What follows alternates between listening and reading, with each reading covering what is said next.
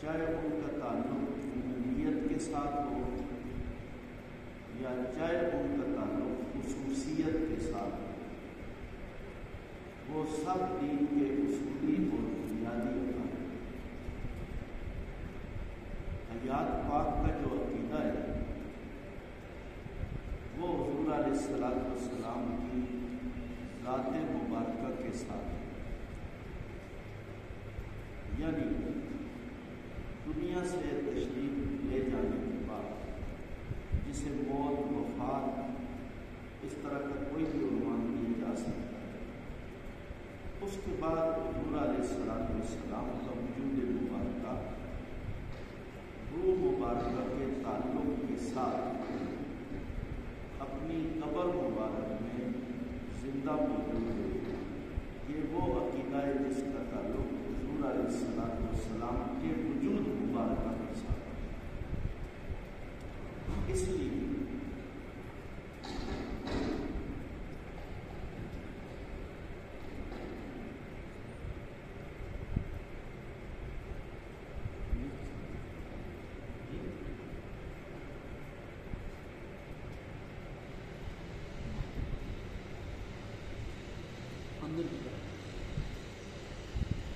جس عقیدے کا تعلق حضور علیہ السلام کی ذات کے ساتھ ہے، اس عقیدے کا تحفظ، اس عقیدے پہ بات کرنا ایسے ہی ہے جیسے حضور علیہ السلام کی ذات مبارکہ کا تحفظ ہے، اور اس عقیدے کے متعلق غلط بات کہنا، گستاخی کا لب و لہجہ اختیار کرنا اسی طرح گستاخی ہے جس طرح حضور علیہ السلام کی ذات مبارکہ کی گستاخی ہے۔ حیات پاک حضور علیہ السلام کے وجود مبارکہ کی صفت اور موصوف کبھی آپس میں جدا نہیں ہوتے، اس لیے صفت کا تحفظ اور صفت کے حقوق کی بجاوری موصوف کا یعنی اس ذات کا تحفظ اور اس کے حقوق کی بجاوری۔ کچھ لوگ یہ کہتے ہیں کہ حضور علیہ السلام کی حیات مبارکہ کا عقیدہ یہ بنیادی اور اصولی عقائد میں سے نہیں۔ حضور علیہ السلام کی ذات مبارکہ اصل اصول دین، وہیں سے تو ساری چیزیں آئی، اس لیے اس اصل کے ساتھ جو بھی چیز متعلق ہوگی وہ اصول ہی کہلائے گی، اور اس اصول کی مخالفت اس اصل کی مخالفت کہلائے گی۔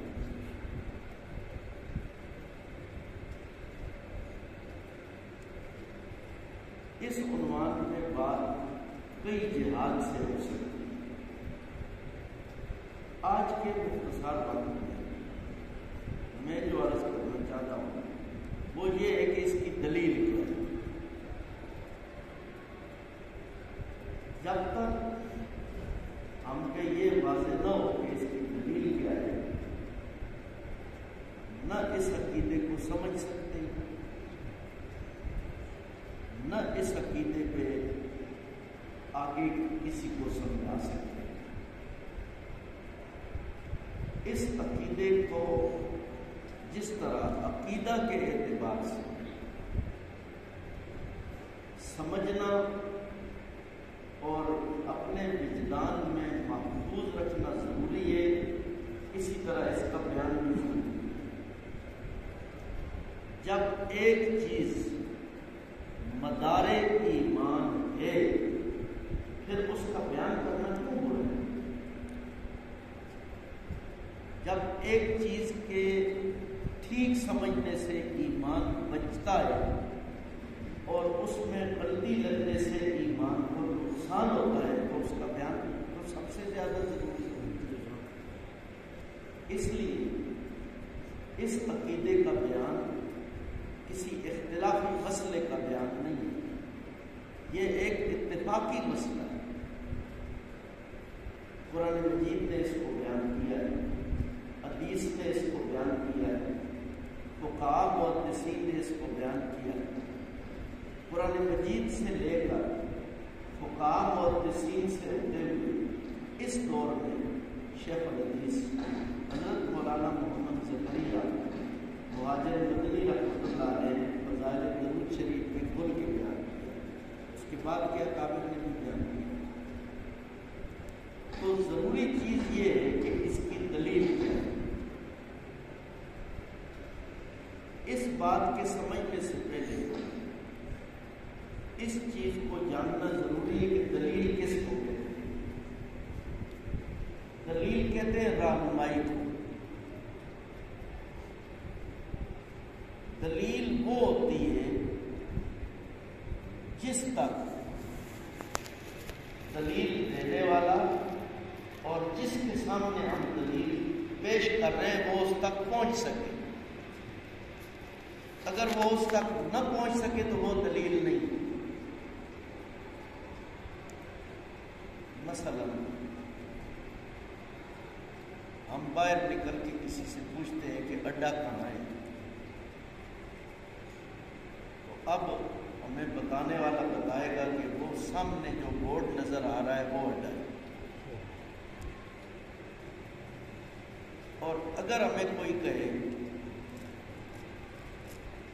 کہ ادھر کی طرف چلے جاؤ اور فلاں فلاں طرح کی بسیں ہوں گی، وہ تمہاری منزل تک تمہیں پہنچائیں گی، وہ تو چیز ہمیں نظر نہیں آ رہی، اس تک ہم نہیں پہنچ سکتے، وہ ہمارے لیے دلیل نہیں ہو سکتی۔ اس لیے دلیل عام آدمی کے لیے الگ ہے اور مجتہد کے لیے الگ ہے۔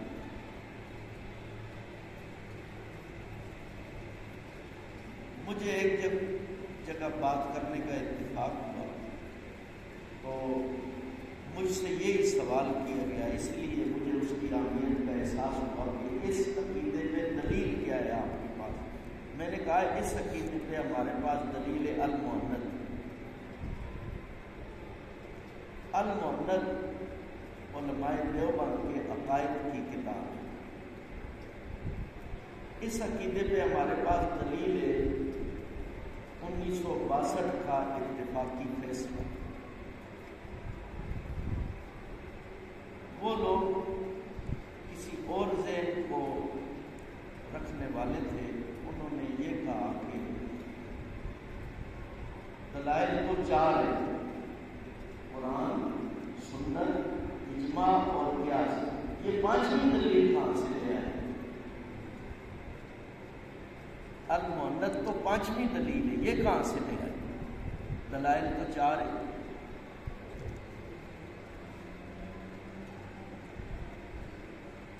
ہمیں یہ تسلیم ہے کہ دلائل 4 ہیں، لیکن کس کے لیے ہیں اور کس مقصد کے لیے؟ 4 جو دلائل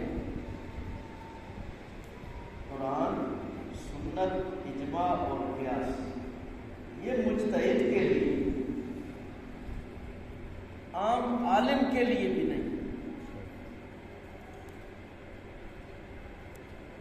پہلی چیز ہے کہ یہ کس کے لیے ہے؟ یہ مجتہد کے لیے۔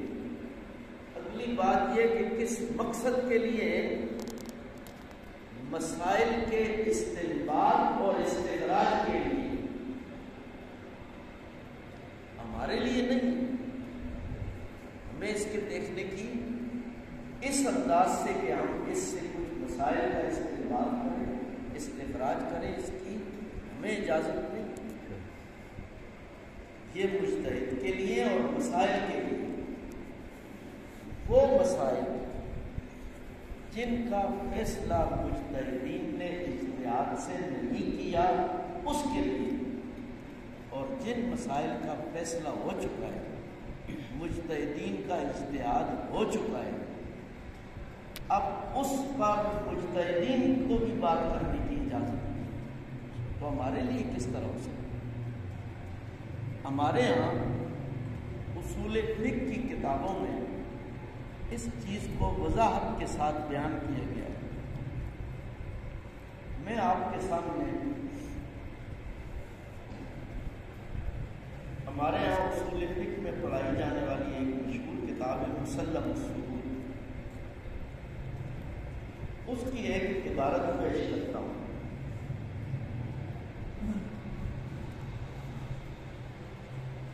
مسلم الصبور اصول حدیث کی کتاب میں اما المقلد فمستدلہ قول المجتہد،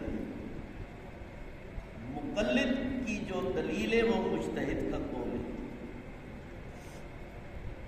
مقلد کی دلیل ادلہ اربعہ نہیں، مقلد کی دلیل مجتہد کا قول ہے۔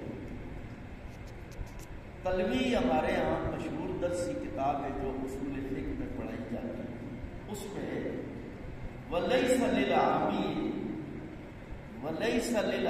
الْأَخْذُ بِظَوَاهِرِ الْآثَارِ وَإِنَّمَا التَّمَسُّكُ بِحَالِ الْفُقَهَاءِ، عام آدمی کو اجازت نہیں ہے کہ وہ ظواہر آثار سے، یعنی قرآن سے، سنت سے کسی چیز کا تمسک کر سکے، اس کی دلیل بیان کر سکے۔ یہ کام فقہا کا ہے۔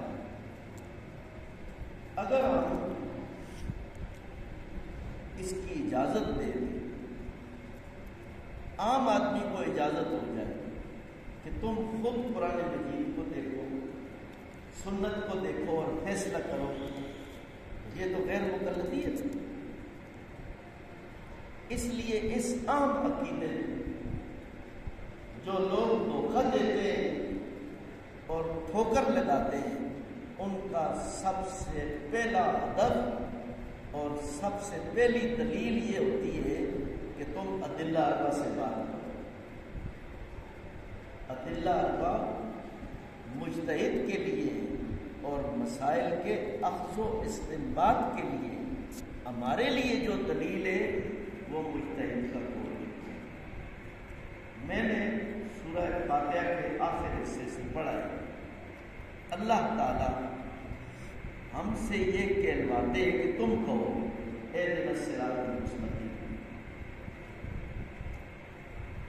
حضرت شاہ عبد القادر دہلوی رحمہ اللہ نے موضح القرآن میں لکھا ہے کہ سورہ فاتحہ ایک ایسی دعا ہے جو اللہ نے بندوں کو سکھائی ہے کہ مانگنے کا طریقہ کس طرح ہے رب تعالیٰ سے۔ تو اس میں ہم اللہ تعالیٰ سے صراط مستقیم مانگتے ہیں، روزانہ مانگتے ہیں، اہدنا الصراط المستقیم صراط الذین انعمت علیہم۔ اب صراط الذین یہ مرکب اضافی ہے۔ مرکب اضافی کی خصوصیت یہ ہے کہ اردو ترجمہ میں اس میں کا کے کی کا معنی پیدا ہوتا ہے، فلاں کی گاڑی، فلاں کی گاڑی، فلاں کی گاڑی۔ اب اس میں ہم اللہ تعالیٰ سے جو صراط مستقیم مانگ رہے ہیں اے اللہ ہمیں ان لوگوں کے راستے پر چلا۔ اب یہ عام آدمی کی دلیل ہے۔ قرآن مجید نے ہمیں یہ نہیں سکھایا کہ ہم سورہ فاتحہ پڑھتے ہوئے کیا ہم مانتے کہ اللہ ہمیں قرآن مجید کے راستے پر چلا، اے اللہ ہمیں سنت اور حدیث کے راستے پر چلا۔ حالانکہ جو عام لوگوں کا راستہ ہے وہ وہی قرآن اور حدیث کا راستہ ہے، لیکن وجہ یہ ہے کہ ہر آدمی قرآن اور سنت تک نہیں پہنچ سکتا۔ اس لیے اللہ تعالیٰ نے ہمیں جو آسانی کا راستہ بتایا ہے وہ یہ کہ جن لوگوں پہ اللہ نے انعام کیا ہے ان کے راستے پہ چلا، وہ ہمارے سامنے ہے۔ اس لیے ہماری جو دلیل ہوگی وہ دلیل مجتہد کا قول ہوگا۔ اگر کوئی آدمی یہ کہتا ہے کہ میں اس کو نہیں مانتا، آپ ادلہ اربع سے بات کریں، اس کے دو جواب ہیں۔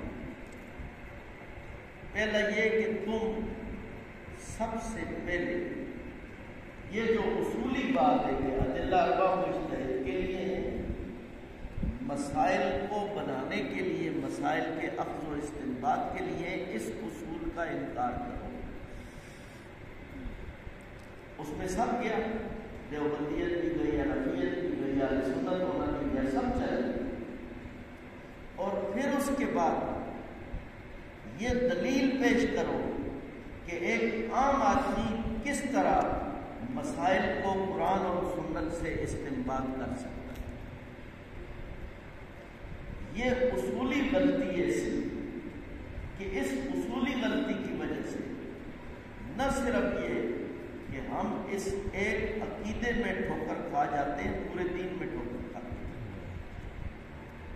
یہ جو مطالبہ ہے کہ قرآن پیش کرو، سنت پیش کرو، یا پھر اجماع اور قیاس پیش کرو، عام آدمی کے لیے اس چیز کا مطالبہ اور عام آدمی سے مطالبہ، اس میں 10 نقصانات ہیں۔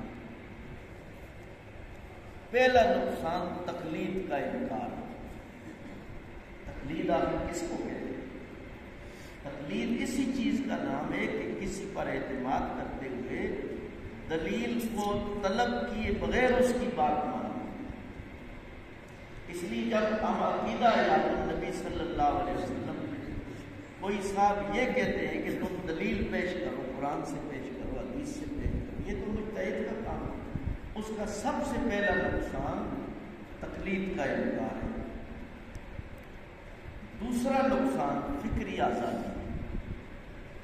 فکری آزادی کا مفہوم یہ ہے کہ کسی بڑے چھوٹے کی کوئی قید نہیں، ہر آدمی براہ راست قرآن اور حدیث سے خود دیکھ سکتا ہے مسائل کو۔ اگر ہر آدمی کو اجازت دے دی جائے تو اس کا کیا نتیجہ نکلے گا؟ ہمارے ہاں ایک صاحب نیا اس بیماری میں مبتلا ہوا تھا، ترک تقلید۔ اس نے مجھ سے پوچھا کہ آپ کے پاس ترجمان سننا ہے، میں پڑھنا چاہتا ہوں۔ مولانا بدر عالم صاحب ہمارے مدنی ہے مولانا، میں نے کتاب اسے دے دی۔ چند دنوں بعد اس نے مجھے کہا کہ اس میں نے ایک روایت دیکھی لیکن عجیب مسئلہ ہے۔ ایک صحابی رضی اللہ تعالیٰ عنہ کو نبی علیہ السلام نے فرمایا 2 نمازوں کے متعلق، غالباً زور اور اثر، تم ان کی پابندی کرو، یہ تمہارے لیے کافی ہے۔ اب یہ صرف حدیث ہے۔ اصول یہ ہے کہ صحابہ رضی اللہ عنہ کو اللہ تعالیٰ نبی علیہ السلام نے جو کچھ فرمایا، اللہ تعالیٰ نے کہلوایا ہے، وہ پوری امت کے لیے۔ تو اب اس حدیث سے تو معلوم ہوتا ہے 2 نمازیں کافی، 5 نمازوں کی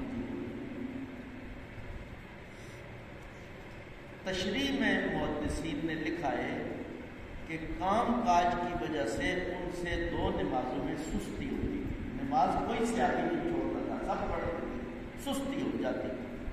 باقی 3 نمازوں میں سستی نہیں ہوتی۔ تو نبی علیہ السلام کے فرمانے کا یہ مقصد تھا کہ یہ 2 بھی پڑھو گے پھر تمہارے لیے بات نہیں۔ میں نے اسی سے سوال کیا میں نے کہا تم کہتے ہو کسی تشریح کی کوئی ضرورت نہیں، براہ راست حدیث کو دیکھنا چاہیے، تو اس کا نتیجہ کیا ہے؟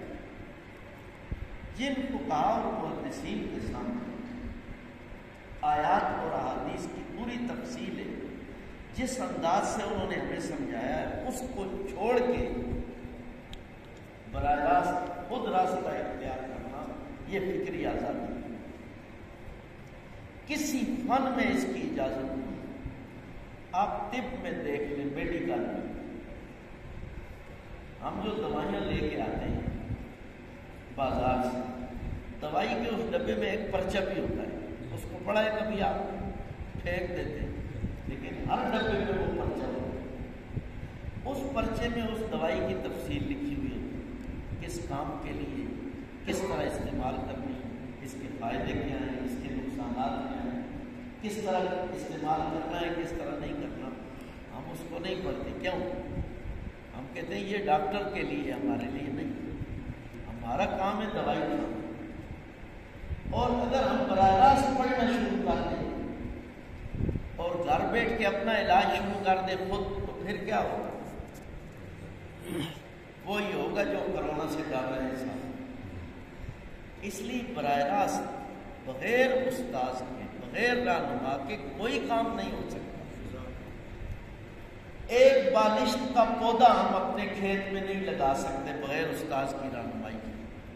مثلا مجھے کھیتی باڑی کا پتہ نہیں ہے، بالکل ان پڑھ کسی ذمہ دار کے سامنے اگر میں کسی کھیت میں پودا لگانے کی کوشش کروں، وہ سارے ہنسیں گے مجھے، یہ کیا کر رہا ہے، اس کو اس طرح لگایا جا سکتا ہے۔ پھر کیا قرآن اور حدیث ایسا بازار ہے کہ اسے بازیچہ یا اطفال بنا دیا جائے، بچوں کا کھیل بنا دیا جائے؟ ہم بغیر مجتہدین کے، بغیر رہنما کے کبھی بھی اس تک نہیں پہنچ سکتے۔ جتنے بھی فتنے پیدا ہوئے ہیں ان سب کی بنیاد میں فکری آزادی ہے کہ ہم کسی کے بھی محتاج نہیں، براہ راست دیکھتے ہیں اللہ تعالیٰ نے کیا ہمیں عقل نہیں دیا، ہمیں سمجھ نہیں دی، تو وہی بات تو ہم دوائی میں کیوں نہیں کرتے؟ کیا اللہ تعالیٰ نے تمہیں عقل نہیں دیا، سمجھ نہیں دی؟ ہم سے زیادہ علم کیمسٹ کو ہے، وہ سمجھ سکتا ہے اس پرچے کو، کیا اس پہ ہم اعتماد کرتے؟ اس پہ بھی نہیں کرتے۔ جب اپنی جان پہ بنتی ہے تو اسپیشلسٹ دیکھتے ہیں، جب مال پیسہ جیب میں ہوتا ہے تو باہر ملک جاتے ہیں، اور جب ایمان کی بات آتی ہے تو ہم کہتے ہیں ہم گھر میں بیٹھ کے دیکھ لیں گے۔ اس سے پھر اسی طرح جس طرح ہدایات بات کا انکار ہے اور کئی طرح کے فتنے پیدا ہوتے ہیں، یہی چیز پیدا ہوتی ہے۔ تو یہ مطالبہ غلط ہے کہ ادلہ اربعہ سے بتایا جائے۔ تیسرا نقصان یہ ہے اس سوال کا کہ ہر شخص کا اپنا مذہب ہو۔ ایک آدمی حدیث میں دیکھتا ہے کہ رفع یدین ہے، وہ رفع یدین شروع کر دیتا ہے۔ دوسرا دیکھتا ہے سجدے میں بھی رفع یدین ہے، وہ اس کو چھوڑ کے سجدے والے شروع کر دیتا ہے۔ مظفر آباد کے ایک جج تھے اور ازرو ان کی رشتہ داری تھی، ان کے ساتھ دعا سلام تھا۔ انہوں نے مجھے ایک دفعہ کہا کہ حافظ صاحب میں نے بڑی محنت کی اور نماز پر ایک کتاب تیار کی، اور وہ کتاب اس لیے کہ ساری دنیا کو اس پر اتفاق کرنا چاہیے اور سارے جھگڑے ختم ہو جائیں۔ میں نے کہا ماشاءاللہ بڑی محنت ہے، سارے جھگڑے جب ختم ہو جائیں گے، جھگڑے تو ہے ہی نہیں، اختلافات اور صدیوں سے۔ تو اس نے کہا میں نے حدیث کی ساری کتابوں کو سامنے رکھا ہے اور تمام اماموں کے اقوال کو سامنے رکھا ہے، ہر ایک سے کچھ نہ کچھ لیا ہے۔ ایک سے وضو کا ایک حصہ لیا، دوسرے سے دوسرا لیا، ایک سے سجدے کا مسئلہ لیا، ایک سے رکوع کا لیا، ایک سے تحیات کا لیا، ایک سے قیام کا لیا، ایک سے قعود کا لیا، سب کو میں نے اکٹھا کر دیا۔ میں نے کہا واقعی تم نے کمال کیا ہے، اور یہ نماز کو تم نے علیم بنا دیا۔ اس لیے یہ تمہارا دعویٰ ہے کہ سب کو اس پر اتفاق ہوگا۔ اسی طرح قرآن حدیث سے دوسرا آدمی بیٹھ جائے، وہ تیری طرح دوسری نماز بنا دے، تیسرا آ جائے وہ تیسری نماز بنا لے گا۔ تم اماموں نے اختلاف کے دروازے کو بند کیا ہے اور تم نے اختلاف کے دروازے کو کھول دیا۔ تو جو لوگ عقیدہ آیات پاک میں یہ سوال کرتے ہیں کہ صرف ادلہ اربع سے بات کی جائے، وہ لحاظ نہیں کرتے کہ عام ہے یا خاص ہے، یعنی ہم مجتہد کی بات کر رہے ہیں یا عام آدمی سے بات کر رہے ہیں، وہ بھی اسی جج کی طرح ہے، وہ آج ایک مسئلہ بناتے ہیں کل دوسرا بناتے ہیں۔ یہ تو تیسرا نقصان ہے۔ چوتھا نقصان یہ ہے کہ دین بازیچہ اطفال بن جائے۔ میں نے گجرانوالہ یہ منظر دیکھا ہے۔ گجرانوالہ غیر مقلدیت کی باتیں وہاں بہت مناظرے ہوئے۔ وہاں ایک ہمارے دوست تھے مشتاق علی شاہ، وہاں کتب خانے میں کام کرتے تھے۔ تو ایک دن انہوں نے مجھے کہا ایک جگہ مناظرہ ہے چلتے ہیں۔ میں نے کہا کہاں مناظرہ ہے؟ اس نے کہا گھر میں۔ کس کے گھر میں؟ اس نے کہا جی کہ یہاں ایک غیر مقلدین کا گھر ہے۔ میں نے کہا وہاں انفی بھی ہے؟ اس نے کہا کوئی انفی نہیں گھر میں، سب غیر مقلدین اور مناظرہ ہے۔ میں نے کہا اور لوگ بھی ہوں گے؟ اس نے کہا نہیں۔ میں نے اس سے پوچھا کون ہوگا؟ اس نے کہا اس کے گھر کی عورتیں ہوں گی اور مرد ہوں گے۔ یہ عجیب مناظرہ ہے۔ ہم چلے گئے، عورتیں پردے میں تھیں اور مرد وہ اس میں جو بیٹھک تھی اس میں بات چیت شروع ہو گئی۔ ایک بھائی کہتا ہے کہ میں نے صبح حدیث پڑھی، اس میں نماز کا یہ طریقہ ہے۔ میرا بھائی کہتا ہے یہ میری بیوی کہتی ہے نہیں، ایک تیسرا طریقہ ہے، اور میری باوت جو ہے اس کی بیوی وہ کہتی ہے تیسرا۔ یہ 4 نمازیں ہو گئی۔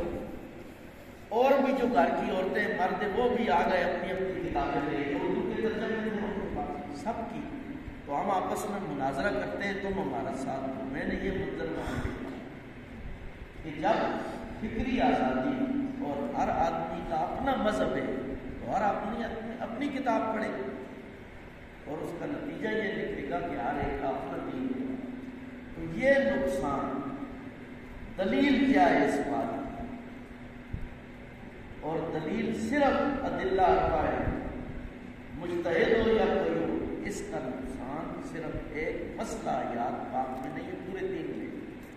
اس لیے جو لوگ نبی علیہ السلام کی آیات مبارکہ کا انکار کرتے ہوئے اس اصول کو سامنے لا کے بات کرنا چاہتے ہیں، وہ اس ایک مسئلے میں نہیں سارے دین کا انکار کرتے ہیں، اور پھر نتیجہ یہی ہے۔ 5واں نقصان فتنے پیدا ہوں گے، جس طرح میں نے مثال دی۔ 6واں نقصان اختلافات پیدا ہوں گے۔ 7واں نقصان پھر آخر جھگڑے ہوں گے۔ 8واں نقصان فتوے بازی ہوگی۔ اب یہ کہتے ہیں نا تم فتوے لگاتے ہو، فتوے بازی کا راستہ یہ ہے کہ ہر آدمی کو اجازت دے دی جائے تو ہر آدمی مفتی کا درجہ مجتہد سے بہت کم ہوتا ہے۔ یہ تو اجتہاد کے درجے کا دعویٰ کرتے ہیں۔ 9واں نقصان گمراہی پیدا ہوگی، اپنا اپنا راستہ ہوگا۔ اور 10واں نقصان جو سب سے بڑا نقصان ہے وہ اکابر سے بد اعتمادی پیدا ہوگی۔ اس لیے کہ جب اپنے ڈاکٹر اور طبیب کے ہوتے ہوئے ہم اپنا علاج خود کرتے ہیں تو یہ اس بات کی علامت ہے کہ ہمیں اپنے طبیب پہ اعتماد نہیں۔ اگر اس پہ اعتماد ہوتا تو ہم اس کی بات مانتے۔ جب اپنا علاج خود کرتے ہیں تو اس کا مطلب ہے ہمیں اپنے ڈاکٹر پہ اپنے طبیب پہ اعتماد نہیں۔ اور مجتہد کی بات ہوتے ہوئے، امام کا قول ہوتے ہوئے جو اس نے قرآن اور حدیث سے ہی ہمیں بتایا ہے، ہم خود تلاش کرتے ہیں تو اس کا مطلب ہے ہمیں اپنے اکابر پہ اعتماد نہیں۔ حکیم الامت حضرت مولانا محمد اشرف علی تھانوی رحمہ اللہ نے فرمایا ہے، اکابر سے بد اعتمادی یہ دہریت کا پہلا قدم ہے، یہ پہلی سیڑھی ہے۔ جو بندہ اکابر سے بد اعتماد ہو رہا ہے، وہ جس سیڑھی پہ پاؤں رکھ رہا ہے، جس مسلک اور عقیدے پہ چل رہا ہے اور سب کو اس پہ چلنے کی دعوت دے رہا ہے، اس کا انجام آخر دہریت انکار ہے۔ اس لیے ہماری دلیل المحنت پہ 3 اعتراضات ہیں۔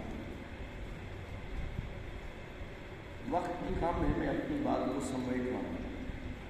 المحنت پہ 3 اعتراضات ہیں۔ پہلا اعتراض یہ ہے کہ یہ کتاب عقائد کی نہیں۔ وہ کہتے ہیں المحنت کو کس طرح لے آئے، یہ کوئی عقائد کی کتاب ہے؟ المحنت عرب علماء کے کچھ سوالات کے جوابات ہیں۔ عرب علماء نے علماء دیوبند سے ان کے عقائد کے متعلق پوچھا تھا۔ اب عرب علماء کا جو سوال ہے، جہاں سے کتاب کی ابتدا ہو رہی ہے،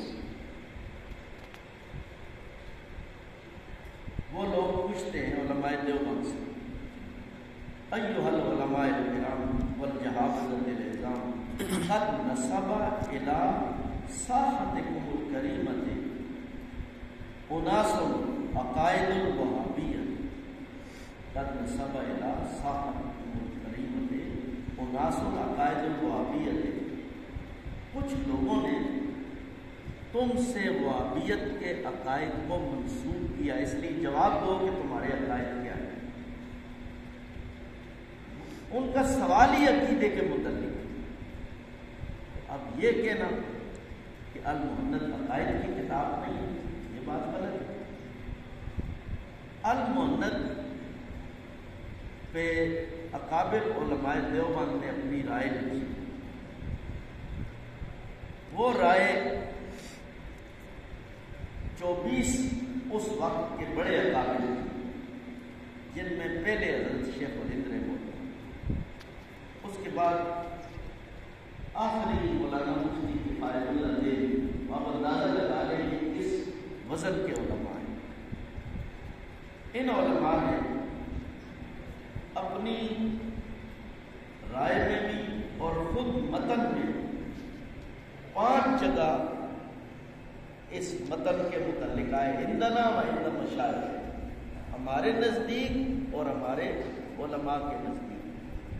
اب یہ اسی بات کی دلیل ہے کہ یہ عقائد کی کتاب ہے۔ اسی طرح 5 جگہ آیا ہے معتقد، یہ ہمارا عقیدہ ہے۔ تقاریض میں 17 جگہ ہمارے اکابر میں لکھا ہے وہ معتقدنا معتقد مشائخنا جمیعاً۔ شیخ الہند حضرت مولانا محمود حسن رحمہ اللہ لکھتے ہیں وہ معتقدنا معتقد مشائخنا جمیعاً لا ریب فیہ، یہ ہمارا بھی اعتقاد ہے اور ہمارے اکابر کا بھی اعتقاد ہے، اس میں کوئی شک نہیں۔ شیخ الہند رحمہ اللہ جیسی ہستی یہ کہہ رہی ہے کہ المحنت عقائد کی کتاب ہے اور ہم کہتے ہیں عقائد کی کتاب ہے۔ اس کی مثال ایسے ہی ہے، ہارون الرشید اپنے لاؤ لشکر کے ساتھ کہیں سفر میں نکلے تھے۔ راستے میں ایک چرسی بیٹھا ہوا تھا اور وہ کچھ بڑبڑا رہا تھا، تو ہارون الرشید کو ویسے ہی مذاق کی سوجی، اس نے اپنے خادم کو بھیجا کہ وہ دیکھو وہ اپنی جگہ بڑبڑا رہا ہے، کیا کہہ رہا ہے؟ تو اس نے آ کے بتایا کہ یہ کہہ رہا ہے ہارون تو بڑے لاؤ لشکر کے ساتھ نکلا ہے لیکن مجھے تیری حکومت تسلیم نہیں، تو بڑے لاؤ لشکر کے ساتھ نکلا ہے لیکن مجھے تیری حکومت تسلیم نہیں۔ شیخ الہند رحمہ اللہ سے لے کے مفتی کفایت اللہ دہلوی رحمہ اللہ سب کہہ رہے ہیں کہ یہ ہمارے عقائد ہے، اور یہ کہتے ہیں نہیں یہ عقائد کی کتاب نہیں۔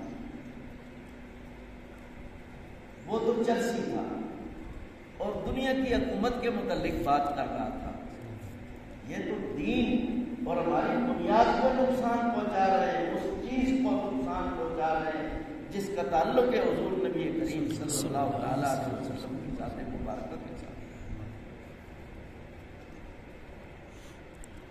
اسی طرح یہ عقائد ہی کی کتاب ہے، اس کو بات کرتے ہوئے مفتی کفایت اللہ صاحب رحمہ اللہ اور تمام مشائخ جو اسی چیز کو بیان کر رہے ہیں، ان میں سے ایک رائے میں آپ کو پڑھ کے سناتا ہوں، پھر آگے چلتے ہیں۔ اکابر میں سے ایک بزرگ گزرے ہیں، ان کا نام ہے مولانا عبدالصمد، ان کی تقریر موجود ہے۔ وہ فرماتے ہیں وَهَذِهِ عَقَائِدُنَا وَعَقَائِدُ مَشَائِخِنَا وَنَحْنُ نَرْجُو مِنَ اللَّهِ أَن يُهْدِيَنَا وَيُمِيتَنَا عَلَيْهَا وَيَدْخُلَنَا فِي دَارِ السَّلَامِ۔ ہم اللہ تعالیٰ سے یہ امید رکھتے ہیں کہ جو المؤنث میں بیان کیا گیا اللہ اسی پہ ہمیں زندہ رکھے اور اسی پہ ہمیں موت دے۔ جب اکابر اس خواہش کا اظہار کر رہے ہیں تو ہم کس طرح کہہ سکتے ہیں کہ یہ عقائد کی کتاب ہے؟ دوسرا اعتراض یہ کیا جاتا ہے اکابر نے بغیر پڑھے المؤنث پہ دستخط کر دیے۔ تم اکابر بھی کہتے ہیں، ان کے نام پہ جدل بھی کرتے ہیں، اور ان کے متعلق کیا تم یہ سمجھتے ہو کہ وہ ایسے ہی بازاری قسم کے لوگ ہیں؟ ہم 10 روپئے کے اشٹام کے بغیر پڑے دستخط نہیں کرتے، اشٹام کو چھوڑ دیں، سادہ کاغذ کسی کے پاس لے جائیں، کوئی دستخط کر کے دے گا؟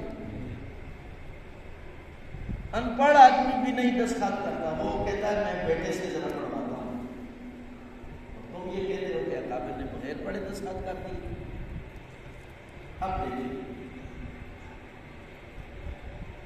شیخ الہند رحمہ اللہ اپنی تقریر میں لکھتے ہیں فقط تشرفت بمطالعۃ المقالہ، میں نے شرف حاصل کیا ہے اس مقالہ یعنی المؤنث کے مطالعہ۔ اب شیخ الہند رحمہ اللہ تو گئے تمہارے ہاتھ سے، مولانا مفتی کفایت اللہ دہلوی رحمہ اللہ لکھتے ہیں رأیت الاجوبۃ کلها فوجدتها حقۃ صریحۃ، میں نے ساری چیزیں دیکھی ہیں اور ان کو کھلا اور واضح حق میں لکھا ہے۔ حوالے اور بھی میرے پاس لوگ ہیں، المؤنث میں بھی موجود ہے، اکابر نے لکھا ہے کہ ہم نے کتاب کو پڑھا ہے اور پھر اس پہ دستخط کی۔ اکابر کی بات تو میں نے آپ کو سنا دی کہ انہوں نے کتاب کو پڑھا اور اس پر دستخط کیے۔ اب یہ کتاب ہے ندائے حق، اس میں دیکھ لیں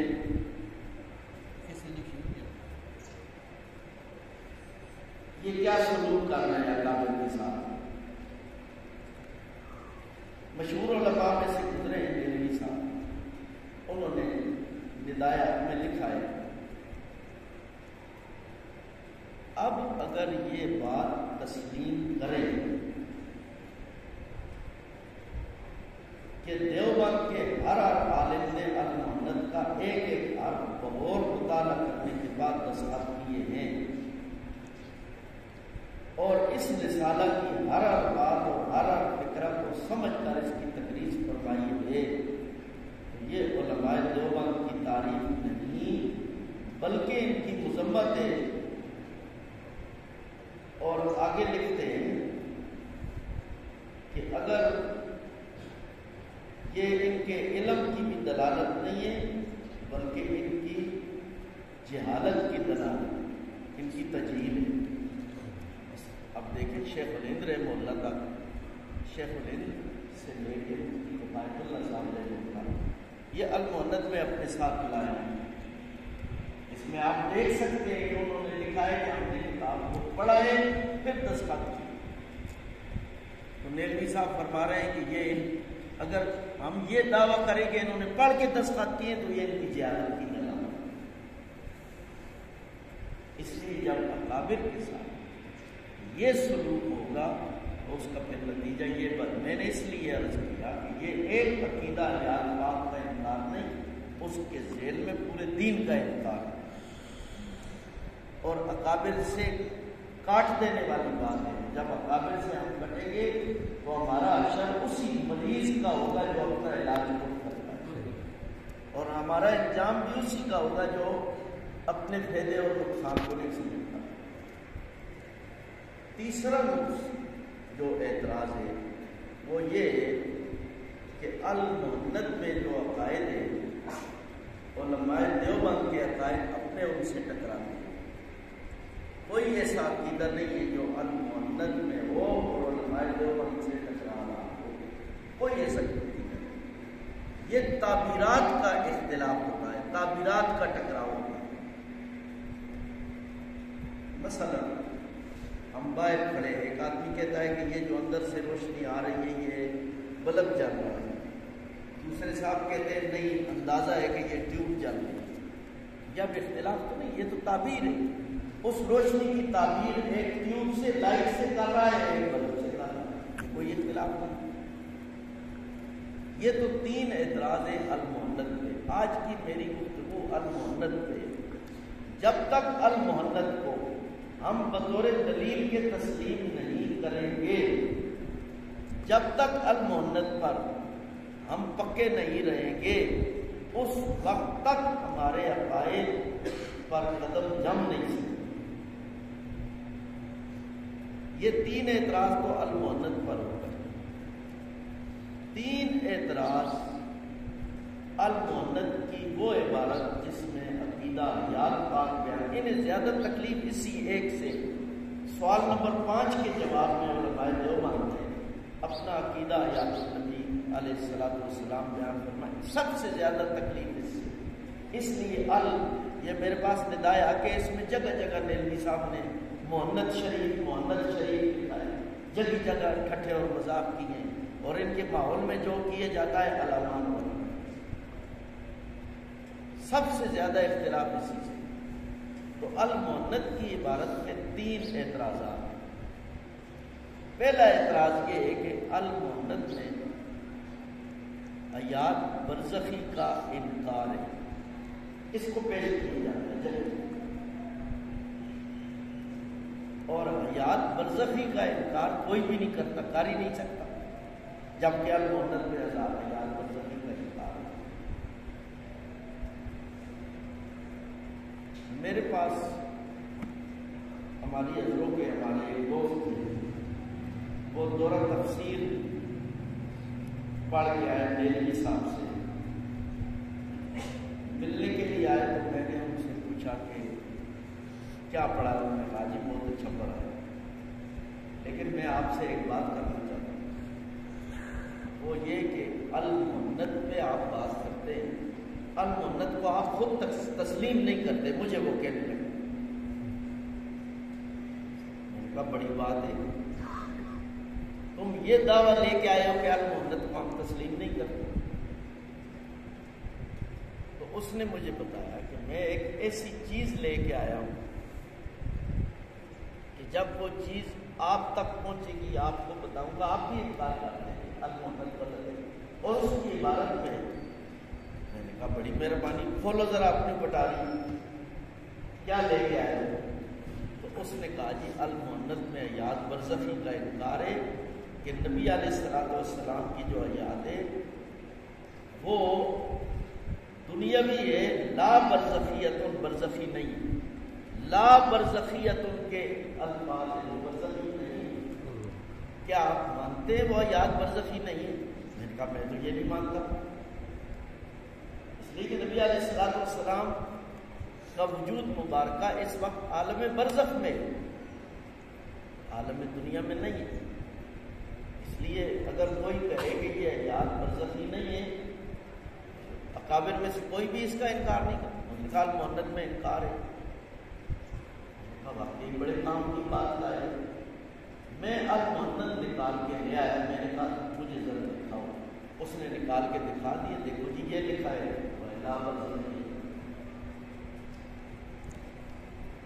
میں نے کہا ٹھیک ہے آگے بھی پڑھو۔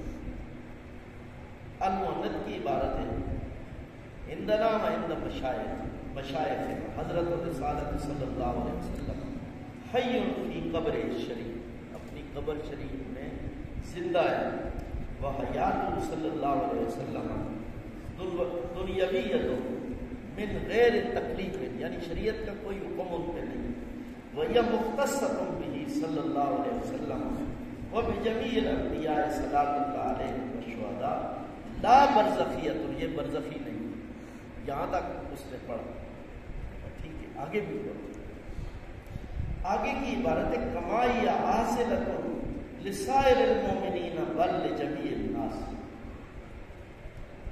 وہ برزخی نہیں ہے جو عام لوگوں کو حاصل، میں نے اسے کہا دیکھو لا برزخیت ان کے بعد ایک کمائی حاصل، عربی میں کاف تشبیہ کے لیے، یہاں تشبیہ اور تاکید دونوں چیزیں ملا، جو جملہ تشبیہ کے لیے آتا ہے وہ پہلے جملے کی تاکید اور پہلے جملہ کی صفت کو بیان کرتا ہے۔ اردو سے جب ہم عربی ترجمہ کریں گے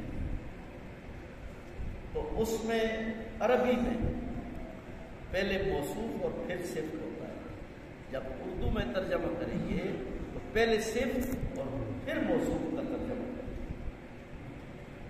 مثلا ہم کہتے ہیں قلم سمین، قیمتی قلم، اور جب اردو میں ترجمہ کریں گے تو سمین پہلے آئے گا، قیمتی قلم، ترکیب وہی ہوگی لیکن اس کی صورت بدل جائے گی۔ تو یہاں کمائی یا حاصلت ان کا ترجمہ پہلے ہوگا۔ حضور علیہ السلام وہ بعض برزخی حیات حاصل نہیں ہے جو سب کو حاصل ہے، بلکہ خاص حیات حاصل ہے۔ آگے فرماتے ہیں یہ سارا فیصلہ کرنے کے بعد فثبت، ساری بات کرنے کے بعد کس طرح کی حیات حاصل ہے، فثبت، پس ثابت ہو گیا بہذا، اس بات سے ان حیات دنیاویت برزخی، نبی علیہ السلام کی حیات دنیاوی برزخی، یہ المؤنت کا فیصلہ ہے۔ میں نے کہا تمہیں بابا جی نے آدھی بات دکھائی، آدھی نہیں دکھائی، اور اس کے نتیجے میں تمام اکابر پہ جہالت کا فتویٰ لگایا کہ انہوں نے پڑھے بغیر دستخط کیے، اور جگہ جگہ المؤنت کے عنوان سے ڈنڈورا پیٹ رہے ہیں کہ اس میں جو عقیدہ ہے وہ علماء دیوبند کا ہے ہی، المؤنت میں جو عقیدہ ہے اس میں حیات برزخی کی نفی ہے، جگہ جگہ یہ جھوٹ بول رہے ہیں۔ خیر اس کے سامنے تھی بات، اس لیے میں نے اس کو زیادہ تنگ کرنا مناسب نہیں سمجھا، تو اس نے خود ہی مجھے کہا یہ کیا ہے، وہ مجھے کہنے لگا یہ کیا ہے، میں نے کہا جس نے تیرے ساتھ کیا ہے اس سے پوچھ لو کیا ہے، میں تو کچھ نہیں کیا، میں جس نے تمہیں یہ غلط راستہ لگایا ہے اس سے بات کرو، میں نے نہیں تمہیں غلط راستہ لگایا۔ تو پہلا اعتراض المؤنت کی جو عبارت ہے اس پر یہ ہے کہ اس میں حیات برزخی کی نفی ہے اور حیات دنیاوی ہے، یعنی یہ جو دنیا والی حیات ہے یہ تو کوئی بھی نہیں مانتا، یہ نہیں ہے حیات، اس میں اس حیات برزخی کی نفی ہے جو سب کو حاصل ہے۔ یہ تو ایک حیات کی بات نہیں، ہم ساری چیزوں میں یہ عقیدہ رکھتے ہیں کہ جو کچھ اللہ تعالیٰ نے اپنے محبوب صلی اللہ علیہ وسلم کو دیا ہے، جس اعتبار اور جس جہت سے کوئی مخلوق کا آدمی اس میں شریک نہیں، اس میں ساری چیزیں شامل ہیں۔ المؤنت کی عبارت پر دوسرا جو اعتراض ہے وہ یہ ہے کہ المؤنت کی عبارت سے خود علماء دیوبند متفق نہیں، خود علماء دیوبند نے اپنی کتابوں میں جو عقیدہ بیان کیا ہے وہ الگ ہے، وہ یہ نہیں،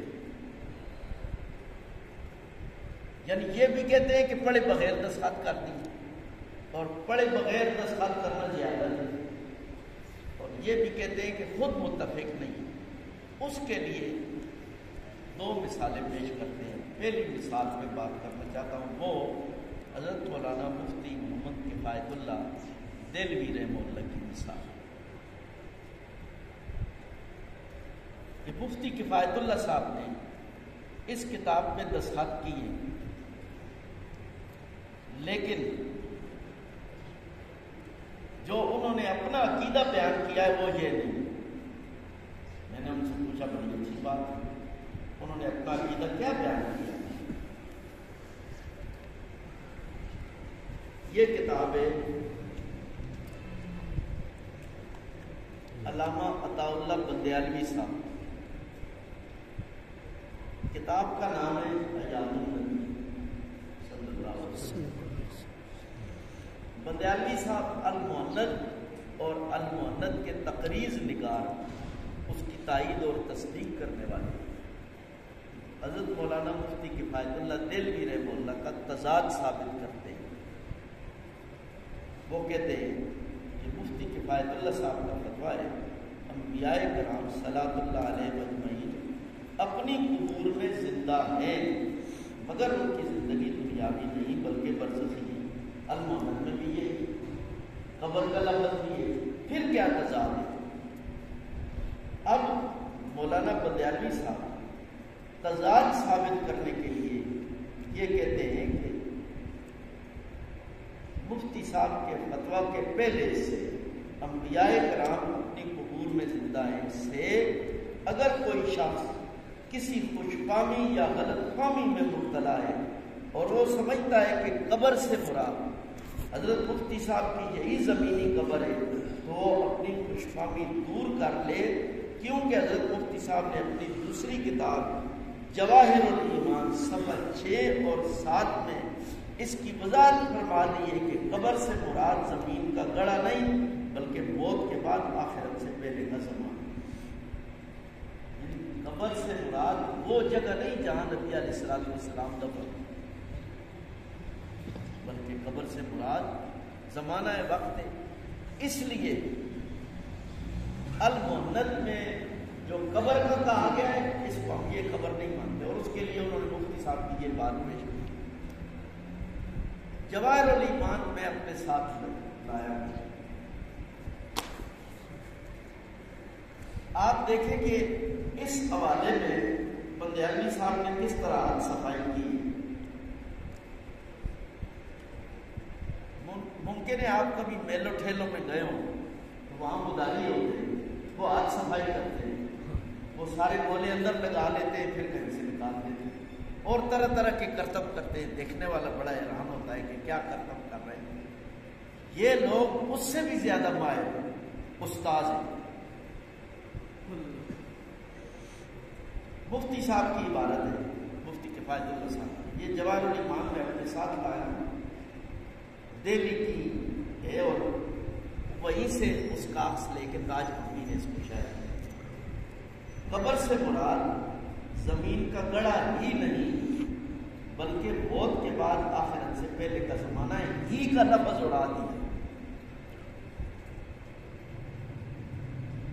قبر سے مراد زمین کا گڑھا نہیں، اس کا اور مطلب ہے. اور قبر سے مراد زمین ہی کا گڑھا نہیں، اس سے اور مطلب ہی کو اڑا دیا ہے. ہی کو اڑانے کے بعد پوری عبارت کا نقشہ بدل گیا، اور نقشہ بدلنے کے بعد انہوں نے المؤند اور کفایت المفتی میں تضاد ثابت کیا. اب یہ خود ہی سالبہ کلیہ بنا رہے ہیں. تضاد ثابت کرنے کے بعد پھر اس کا تعارض ثابت کیا اور اذا تعارض تساقط، المؤند کو ساکت کر دیا. تو اس کے ساتھ یہ دھوکہ اور فراڈ کس نے کیا؟ کوئی دو آدمی آ جائیں آپ میں سے، ذرا یہ دیکھ لیں، آپ کی گواہی ہو جائے.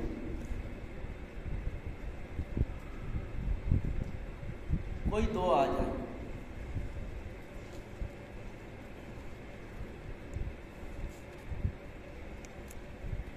یہ دیکھیں،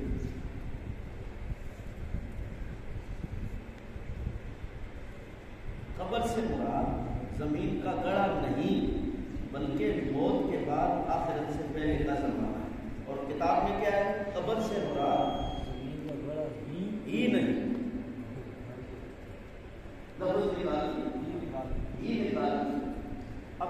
نکالنے کا کیا نتیجہ نکلا ہے کہ اکابر نے خود ہی تضاد ثابت کیا ہے، تضاد ثابت کرنے کے بعد المعند کو ساقط الاعتبار کیا ہے، اور پھر یہ دعویٰ کیا ہے کہ تم جس چیز کو معیار اور مدار بنا رہے ہو عقائد میں اور المعند کو پیش کر رہے ہو، یہ بات تمہاری نہیں ہے، یہ کہاں سے آئی ہے؟ یہ بات بریلویت سے، احمد رضا خان سے اور ان لوگوں سے آئی۔ کتنا دھوکہ ہے، اکابر کو اس طرح ٹکرا کے غلط کر کے پیش کر۔ تیسرا جو اعتراض ہے اس عبارت پہ وہ ہے کہ المعند نے جن لوگوں کو پیش کیا ہے، مثلا یہی عقیدہ حضرت نانوتوی کا ہے، یہی عقیدہ علامہ سبکی کا ہے، یہ عقیدہ فلاں کا ہے، ان سب کے عقائد مختلف ہیں، اس لیے المعند کسی ایک کو پیش کرے، ان سب کو کس طرح پیش کرے؟ یہ بات نہیں، اس لیے کہ ان حضرات کا عقائد میں اختلاف نہیں، یہ تعبیرات میں اختلاف۔ تو اکابر کے ساتھ یہ جو سلوک ہے، یہ سلوک ایک غلط عقیدہ اختیار کرنے کے بعد پھر اس طرح کے دھوکے اور فراڈ کرنا پڑتا، اس بات پہ کہ آپ نے اس میں دھوکہ کیا، فراڈ کیا اور عقیدے کو تبدیل کر دیا، کئی بار احتجاج کیا جا چکا ہے، اس میں مضامین اور رسالے اور کتابیں لکھی جا چکی تھی، لیکن یہ لوگ ٹس سے بس نہیں ہوئے۔ انہوں نے اپنی کتاب میں ایک ہی کا لفظ، اس طرح پھر قرآن مجید کے ساتھ کیا کرو، اس طرح پھر حدیث کے ساتھ کیا کرو؟ جب اللہ کا خوف نکل جائے پھر یہی حالت ہوتی ہے۔ اس لیے ان لوگوں نے اس ساری محنت میں اکابر کے ساتھ یہ سلوک کر کے جب اکابر کو اس انداز سے پیش کیا تو پھر آخر میں نتیجہ کیا نکلا وہ سنا کے میں اپنی بات ختم کرتا ہوں۔ یہ کتاب ہے تحفۃ الاشاعۃ، اس پر اشاعت توحید و سنہ کے جو موجودہ امیر ہیں مولانا محمد طیب طاہری صاحب، اشاعت کے بڑے علماء میں سے، ان کی رائے بھی چھپی۔ پہلے تو میں نے آپ کے سامنے پیش کیا ندائے حق کے حوالے سے کہ جن اکابر، اگر ہم یہ دعویٰ کرتے ہیں کہ اکابر نے المعند کو پڑھ کے دستخط کیے تو یہ ان کی مذمت اور جہالت کی علامت ہے۔ اور پھر انہوں نے کیا دعویٰ کیا؟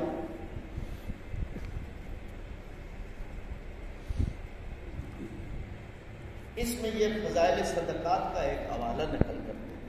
فضائل صدقات شیخ الحدیث حضرت مولانا محمد زکریا مہاجر مدنی رحمہ اللہ کی کتاب ہے۔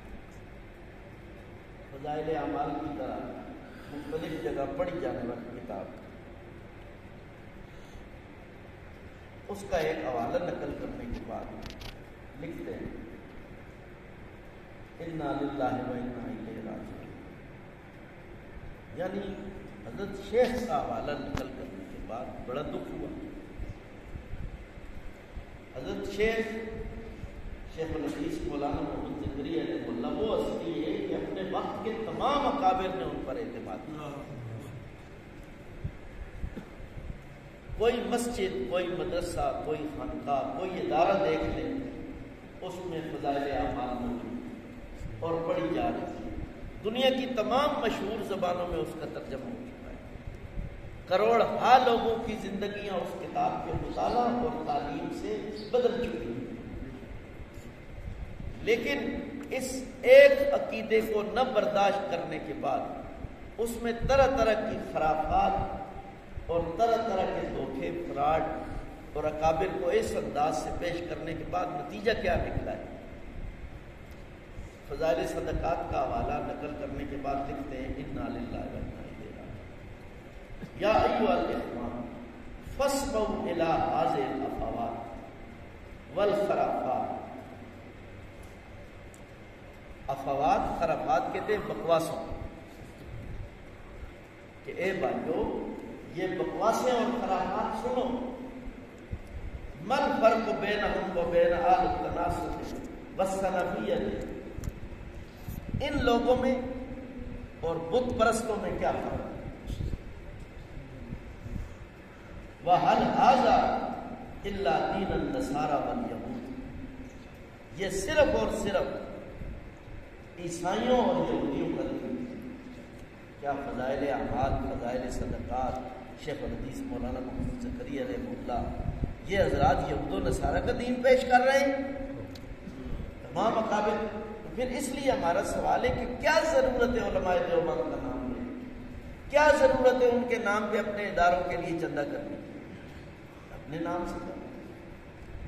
آج کی جو گفتگو ہے اس کا حاصل یہ ہے کہ عقیدہ حیات النبی صلی اللہ علیہ وسلم کی دلیل ہمارے پاس المؤند ہے۔ المؤند کو دلیل اس لیے پیش کرتے ہیں کہ ہم مقلد ہیں، متبع ہیں اپنے اکابر کے، اور اسی پہ ہم نجات سمجھتے ہیں اپنی، اور اکابر سے نکلنے کو ہم گمراہی کہتے ہیں۔ اور جو کہتا ہے میں 4 دلیلیں مانتا ہوں اور کوئی نہیں مانتا، 4 دلیلیں ہیں وہ مجتہد کے لیے ہیں، تیرے لیے نہیں ہیں۔ وہ مسائل کے استنباط اور استخراج کے لیے، تیرے میرے لیے نہیں ہیں۔ اگر ہمارے لیے ہو جائیں گی تو اس کا کیا نتیجہ نکلے گا؟ صحابہ کرام رضی اللہ تعالیٰ عنہ نے بھی دین کو اسی طرح سمجھا۔ ایک واقعہ سنا کے صحابہ رضی اللہ عنہ میں اپنی بات ختم کرتا ہوں۔ آج کا موسم تھا، صحابہ رضی اللہ عنہ کا زمانہ تھا، اس میں صحابہ تھے، تابعین تھے، یہ سارے لوگ حج پہ جمع ہو گئے تھے۔ وہاں ایک مسئلہ پیش آیا، مدینہ منورہ والے لوگوں میں ایک مسئلہ پیش آیا، تو سامنے حضرت عبداللہ ابن عباس تھے، انہوں نے کہا ان سے پوچھ لیتے۔ نبی علیہ الصلوۃ والسلام کے چچا صاحب ہیں، قرآن کو سب سے زیادہ سمجھنے والے۔ مسئلہ یہ تھا کہ ایک عورت طواف کر رہی ہے اور دوران طواف اسے حیض آ گیا، تو اب وہ کیا کرے؟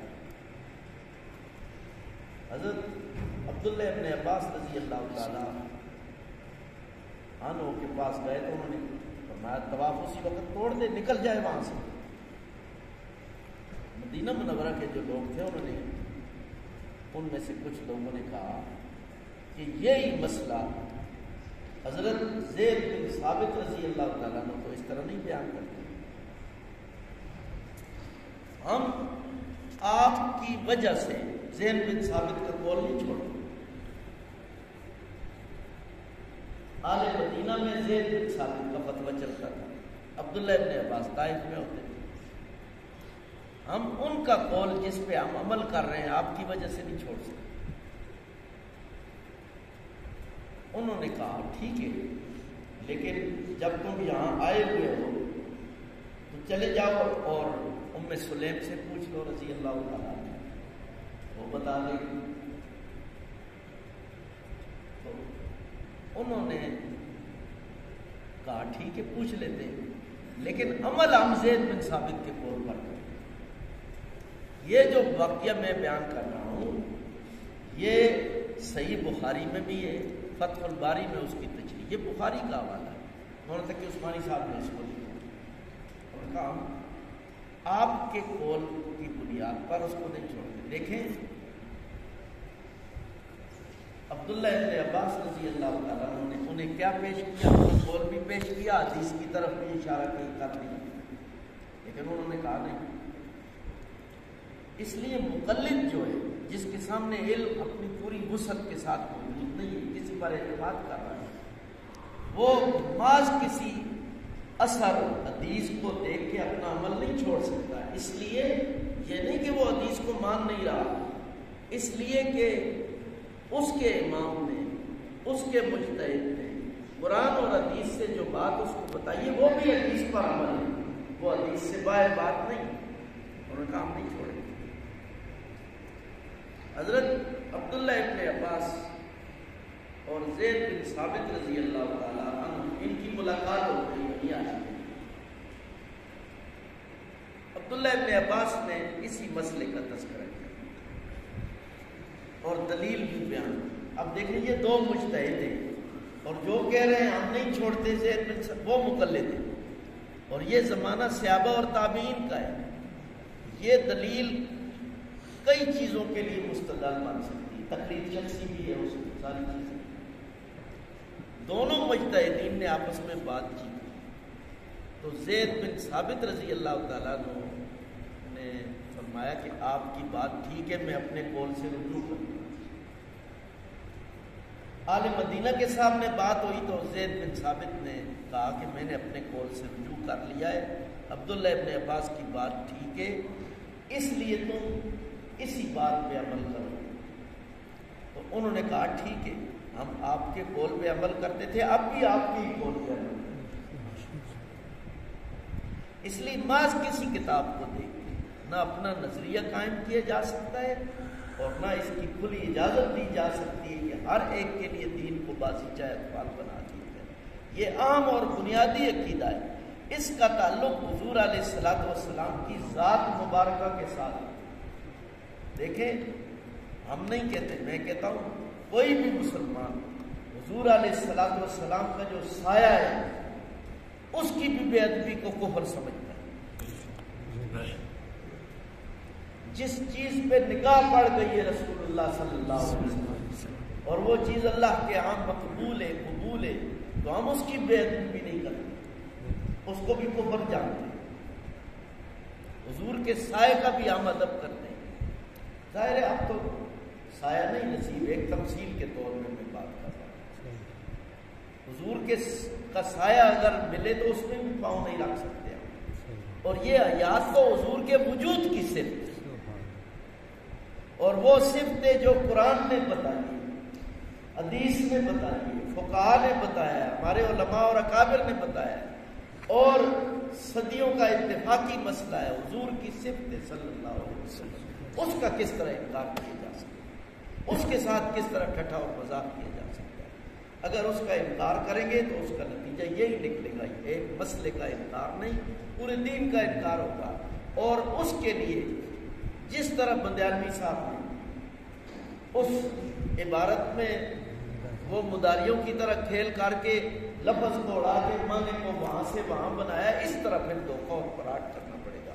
اس لیے ہم دعوت دیتے ہیں کہ اپنے اکابر کا اتباع کرو، ہم بھی کریں، سب کریں، تاکہ اس دھوکے سے، فراڈ سے اور اس گمراہی سے ہم نکل آئیں۔ اللہ تعالیٰ عمل کی توفیق نصیب فرمائے۔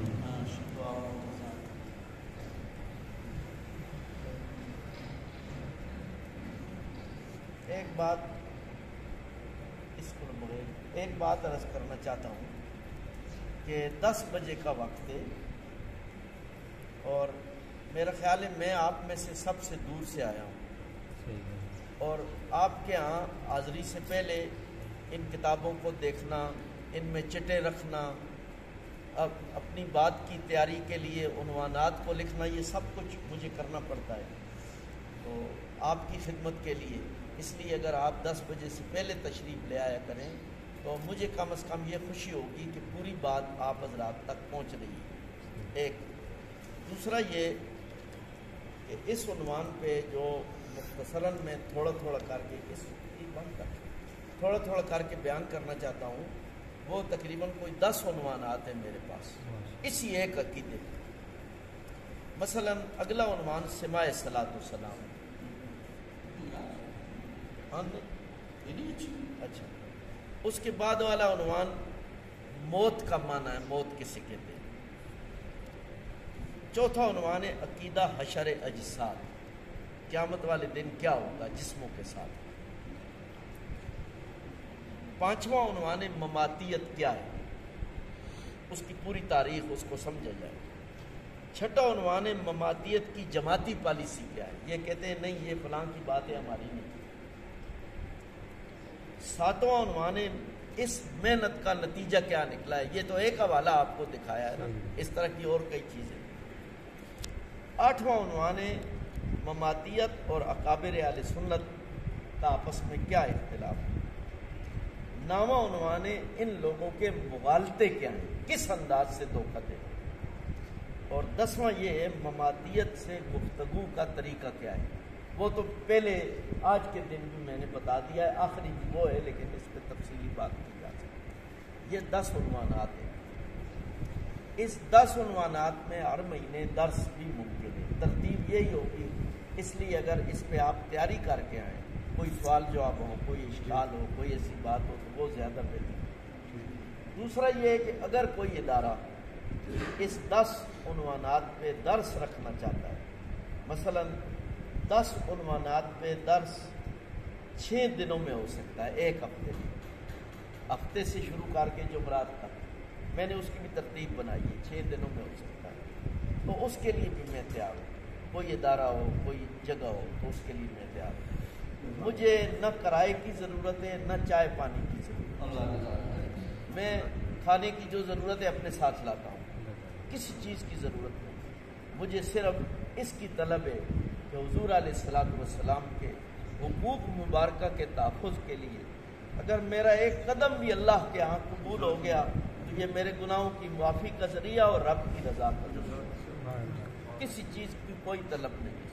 ایک دوسرا یہ کہ المہند، اگر کسی ادارے کوئی ادارہ چاہے تو ایک ہفتے میں اس کو بھی میں پڑھانا چاہتا ہوں، تاکہ پوری کتاب پہ بات ہو، ایک ایک مسئلے پہ بات ہو، اور اس پہ جتنے بھی اشکالات ہیں ان کی کھل کے وضاحت ہونی چاہیے۔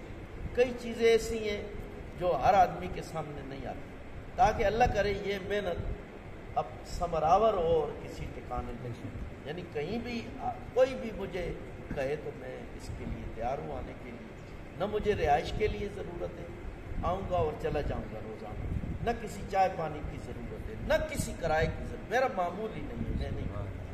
تو آپ حضرات اگر اپنے ماحول میں محنت کریں، 2 باتیں عرض کی ہیں، ایک درس کے لیے اور دوسرا یہ کہ آئندہ جو درس ہے وہ سماع صلاۃ والسلام پہ ہوگا اور 10 بجے انشاءاللہ شروع ہوگا۔ اللہ کرے میں بھی حاضر ہو سکوں اور آپ بھی آ سکیں۔ کمال ہے انشاءاللہ کے لیے آپ کو یہ اپنا ادارہ ہے نا، اور کدھر جانے کی کیا ضرورت، آپ کا اپنا ادارہ ہے، اپنی جگہ ہے۔ باقی خوش قسمت لوگ ہوتے ہیں جو سنتے ہیں اور عمل کرتے ہیں، اور اللہ تبارک و تعالیٰ حافظ صاحب کو بہت بہت جزائے خیر نصیب فرمائے۔ بھائی جیسا آپ نے ابھی سن لیا، اپنا وقت نکال کر پوری محنت کر کے یہاں آپ کے پاس تشریف لا کر اپنا سفر، اپنا کرایہ، اپنا خرچہ، صرف اس لیے کہ سرکار دو عالم صلی اللہ علیہ وسلم کے متعلق جو بنیادی عقائد ہیں جو آپ صلی اللہ علیہ وسلم کی ذات اقدس کے ساتھ منسلک ہیں، ان کا تحفظ ہو، اہل ایمان کو اس کا پتہ ہو، اور تاکہ پھر کل قیامت کے دن سب کو آپ صلی اللہ علیہ وسلم کی شفاعت نصیب ہو، اس کے لیے یہ تکلیف فرماتے ہیں، کوشش فرماتے ہیں۔ آپ حضرات کی خدمت میں 1-2 باتیں میں عرض کرتا ہوں۔ ایک تو بھائی وقت کی پابندی بہت ضروری ہے۔ ہمارے ہاں یہی ہے کہ ہم وقت کی پابندی نہیں کرتے۔ آپ دیکھیں نا، ابھی بھی کوئی آدمی آ رہے ہیں، ابھی بھی اس وقت ان کو سوائے چاولوں کے کیا ملے گا؟ چاولوں کے 2 دانے مل جائیں گے نا، اور کیا ملے گا؟ اس لیے میں ادب سے درخواست کرتا ہوں کہ جب 10 بجے کا وقت ہے، ہاں اگر آپ حضرات میں سے خصوصاً جو طلباء ہیں ان کا یہ خیال ہے کہ ہم مدرسے سے نہیں آ سکتے یا کوئی اور وقت ہو تو بے شک وہ بتا دیں، اس میں کمی بیشی ہو سکتی ہے، ہم تھوڑا اس کو لیٹ بھی کر سکتے ہیں، کوئی اور دن بھی رکھ سکتے ہیں جس میں آپ کی تمنا ہو اور آپ آ جائیں تاکہ آپ کو فائدہ ہو۔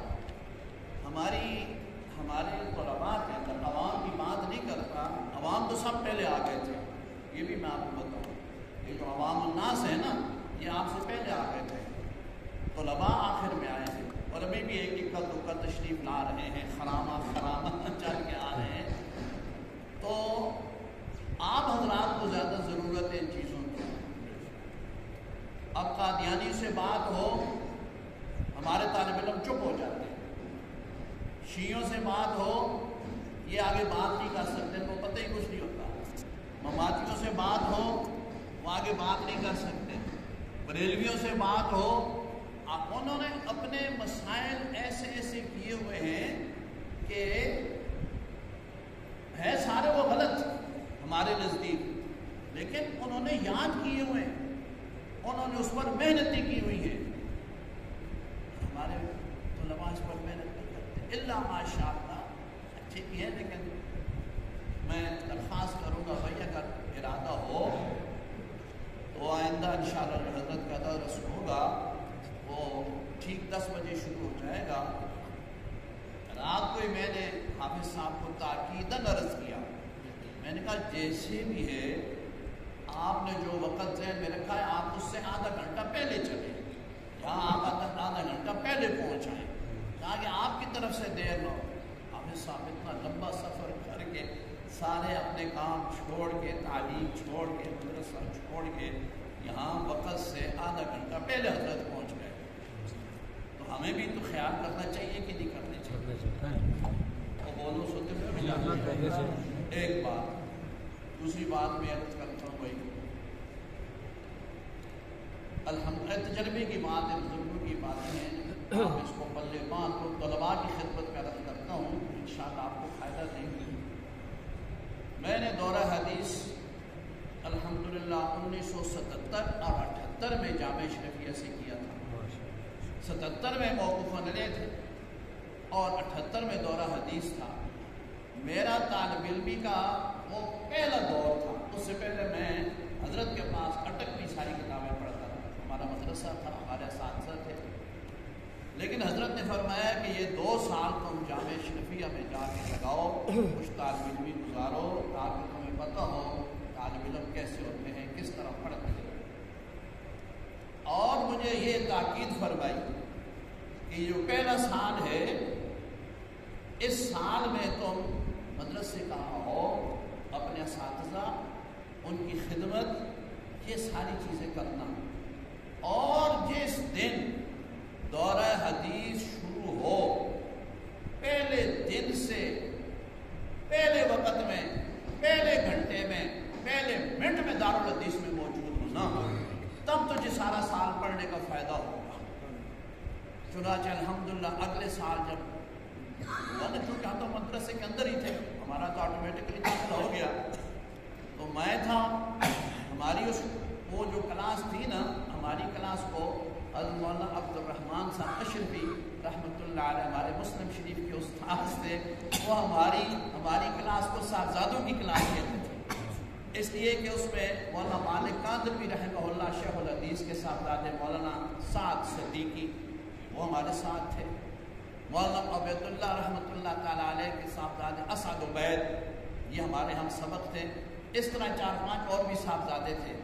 تو پہلے دن سے الحمدللہ ہم نے استاد کے بالکل سامنے بیٹھ کر کے شروع کیا.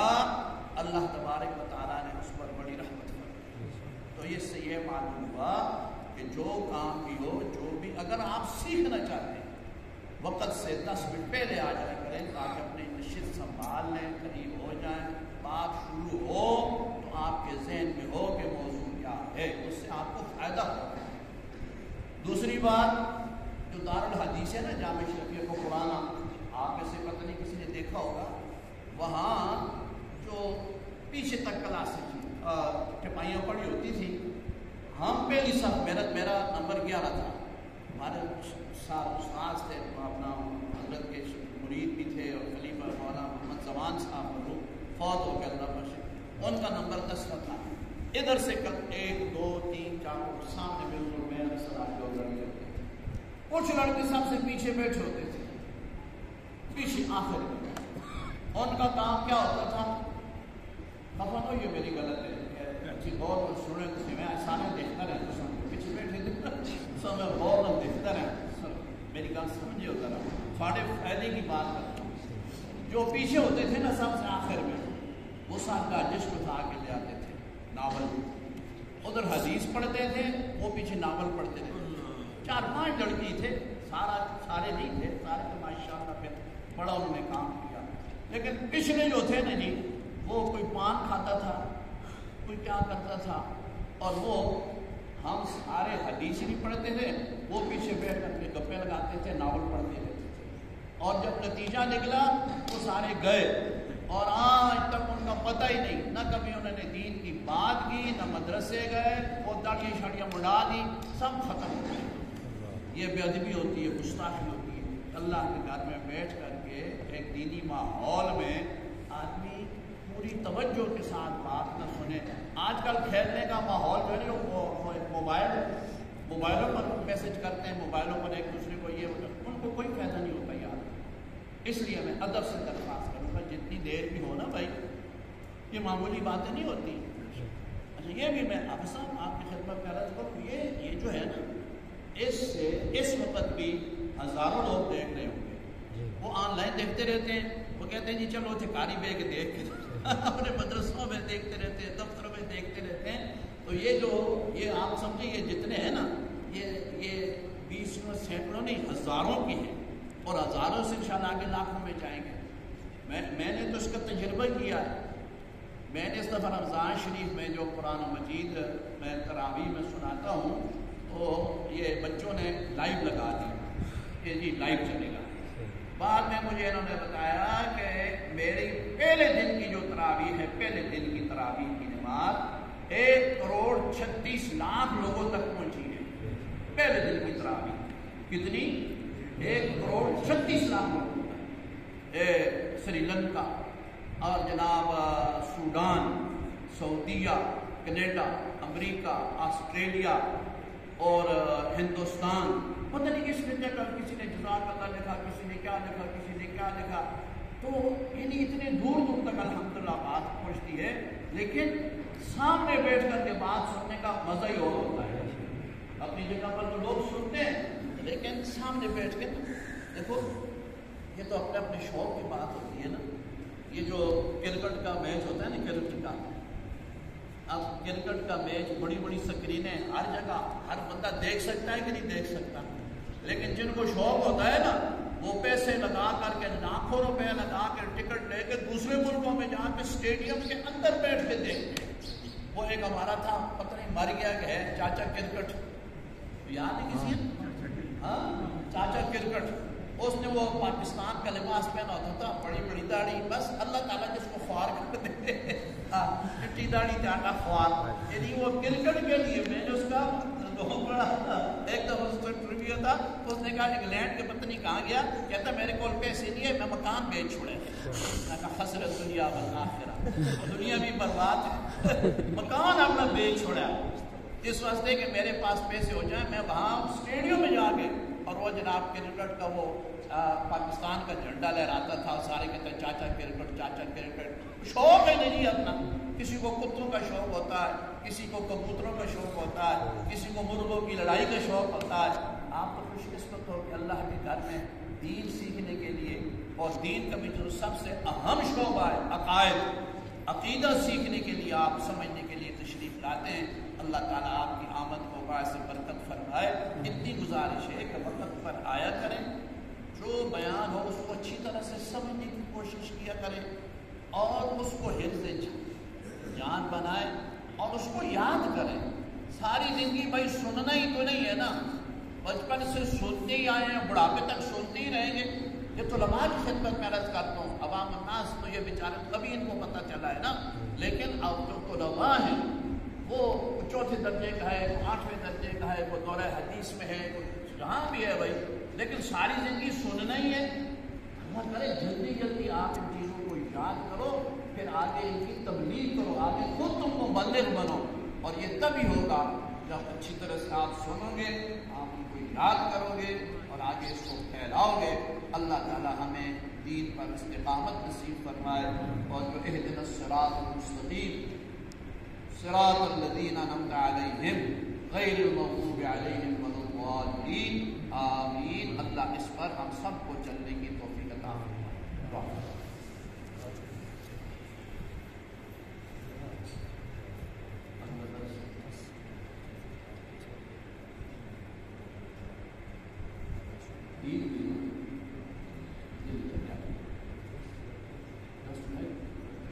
دوسرے 10 منٹ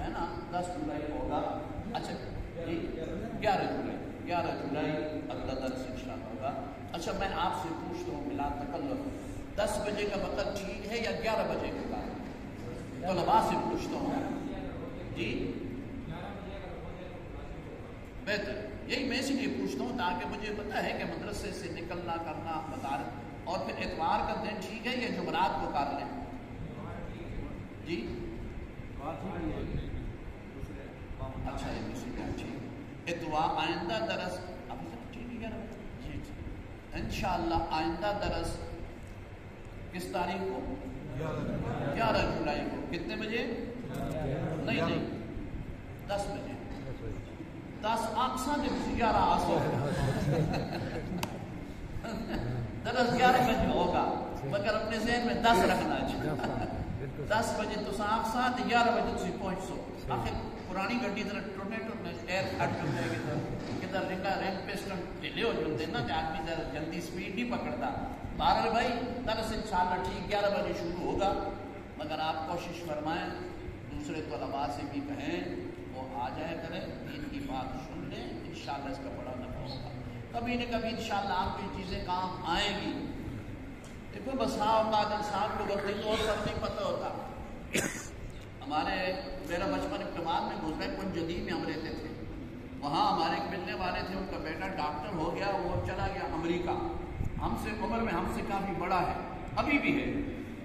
وہ ایک دفعہ حضرت ابا جی کی خدمت میں آیا، وہ چھوٹی مسجد کام ہوتے تھے، تو وہ جناب بڑا پریشان، اس نے کہا جی آپ نے مذہب دیا جتنیاں کتابیں ہیں نہ تسی وہ ساریاں گن کے دو، میں ساریاں نام پڑھ سا۔ حضرت نے فرمایا بھائی تم تو ڈاکٹر آدمی ہو، تم یہ کتابیں کدھر پڑھو گے؟ اس نے ایک بڑا حسرتناک واقعہ سنایا، کہنے لگا جی جس امریکہ میں جس علاقے میں میں ہوں، یہ بات ہے بھائی 1980 کی پہلے کی میں بات کر رہا ہوں، یہ بھی ذہن کرو 1980 سے پہلے کی۔ وہ کہنے لگا جی وہاں ہماری کافی ہیں، کچھ لبنانی ہیں، کچھ افریقی ہیں، کچھ کینیا کے ہیں، کچھ سری لنکا، مختلف کمیونٹی کے مسلمان 20-22 فیملیاں ہیں وہاں۔ ہم میں سے ایک فیملی کا چھوٹا بچہ فوت ہو گیا۔ اب اس نے فون پر سب کو بتا تو دیا کہ بھئی میرا بچہ فوت ہو گیا، ہم چلے گئے، اکٹھے ہو گئے، کیونکہ غیر ملکوں میں ان چیز کا بڑا احساس ہوتا ہے۔ کہتے ہیں جی ہم سب اکٹھے ہو گئے، جدی پشتی مسلمان، کسی کو بھی نہیں پتا تھا کہ اس مسلمان کے بچے کے ساتھ ہم اب کیا کریں، اس کو کس طرح غسل دیں، اس کو کس طرح کفن پہنائیں اور کیا جنازہ پڑھیں، ایک مسلمان فیملی کو بھی نہیں پتا تھا۔ اندازہ لگاؤ۔ وہ کہتا ہے جی پھر ہم بڑے پریشان، اور یہ جو بڑے لوگ ہوتے ہیں نا ان کو تو پروٹوکول ہوتے ہیں نا، وہ پاویں اندروں جو مرضی ہو نا پھر وہ تم گل پوچھتے بھی نہیں، کہ تو گل پوچھنے شرماندے نا۔ ہم سارے بیچارے بیٹھے، کسی کو کوئی پتہ نہیں، جس کا بچہ مر گیا اس کو بھی نہیں پتا میں نے اس بچے کے ساتھ کیا کرنا ہے، یہ تو کبھی سوچا ہی نہیں کہ مرنا بھی ہے۔ خیر وہ کہتا ہے جی بہرحال آخر یہ ہوا کہ ایک اسلامک سینٹر تھا کوئی 300 کلومیٹر دور، ان کو ہم نے فون کیا کہ جی ہمارا اس طرح فیملی میں ایک بچہ فوت ہو گیا ہے، ہم کیا کریں؟ تو جو وہ ہدایات دیتے تھے ان ہدایات کے مطابق ہم بڑے بڑے ڈاکٹر، انجینئر، سائنسدان سارے، ہمیں نہیں پتہ تھا اسلام کا کہ ہمارا بچہ فوت ہو گیا تو ہم نے کیا کرنا ہے۔ اسلامک سینٹر والے ہم بتاتے تھے، ہم اس پر عمل کرتے تھے۔ تو اس کو پھر احساس ہوا کہ بھائی ہمیں کم از کم اپنے مذہب کا یہ تو پتہ ہونا کہ بچہ مر جائے تو اس کے ساتھ کیا کرنا چاہیے، بڑا فوت ہو جائے تو کیا کرنا چاہیے، عورت فوت ہو جائے مسلمانوں کیا۔ اسی طرح بھائی یہ عقیدے بھی ضروری ہے۔ ہو سکتا ہے ابھی آپ کا اتنا احساس ہو، لیکن کبھی آپ کا کسی مماتی کے ساتھ، کسی منکر حیات کے ساتھ بات ہو تو پھر آپ کو احساس ہوگا کہ واقعی بھائی اگر ہم کچھ دلیلیں، کچھ چیزیں یاد کرتے تو آج ہمیں سکھی نہ ہوتی۔ اس لیے یہ چیزیں بڑی کام کی ہوتی ہیں، ان کو اچھی طرح سے یاد کرا کرو اور ان کو بار بار تکرار کرو تاکہ اللہ تبارک و تعالی ہمیں صحیح علماء دیوبند والا عقیدہ نصیب فرمائے اور اپنے اکابر کے نقش قدم پر اللہ ہمیں چلنے کی توفیق عطا فرمائے۔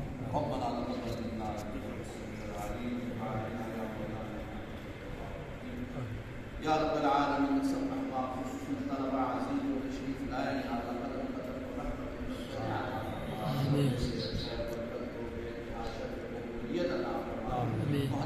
حافظ صاحب نے جو ارشاد فرمایا ہمیں اس کو سمجھنے کی، اس کو حفظ جان بنانے کی، اس کو بطور عقیدہ کے اچھی طرح سے ذہن نشین کرنے اور اس پر عمل کرنے کی ہمیں توفیق عطا فرما۔ بدعات سے، رسومات سے، غلط عقائد سے یا اللہ ہماری اصلاح فرما، جن سے ہمیں یا اللہ بچنے کی توفیق عطا فرما، اور جس کاز پر، جس عقیدے پر ہمیں اکابر نے چلایا اسی صراط مستقیم پر یا اللہ ہمیں چلنے کی توفیق عطا فرما۔ یا رب العالمین سب کی پریشانیوں کو دور فرما، اس کے لیے آسان فرما۔ محترم حافظ صاحب اور ان کے انتظار میں میرے بھائی بیٹے حافظ ظفر احمد صاحب، یہ انگلینڈ سے تشریف لائے ہیں، انہوں نے بڑی کتابیں لکھی ہیں، بہت بڑے محقق عالم ہیں، انگلینڈ ہوتے ہیں، بہت بڑی بڑی کتابیں حضرت نے لکھی ہیں۔ یا اللہ ان کی مساعی جمیلہ کو بھی شرف قبولیت عطا فرما۔ سبحان ربک رب العزت عما یصفون۔ ان کی کتابوں پر شیخ الحدیث مولانا سلیم اللہ خان رحمہ اللہ کی تقاریض بھی ہیں، ایسی کتابیں لکھی ہیں۔ یا اللہ ہمیں اپنے اکابر کے نقش قدم پر چلنے کی توفیق عطا فرما۔ آج آپ حضرات کے لیے دعوت کا اہتمام ہمارے محترم بیدار شاہ صاحب ہیں، انہوں نے فرمایا کہ میں جتنے آئے ہیں ان کی دعوت کا اہتمام کروں گا۔ یا اللہ کے مال میں برکت عطا فرما، رزق میں برکت عطا فرما۔ یا رب العالمین سب احباب کو جزائے خیر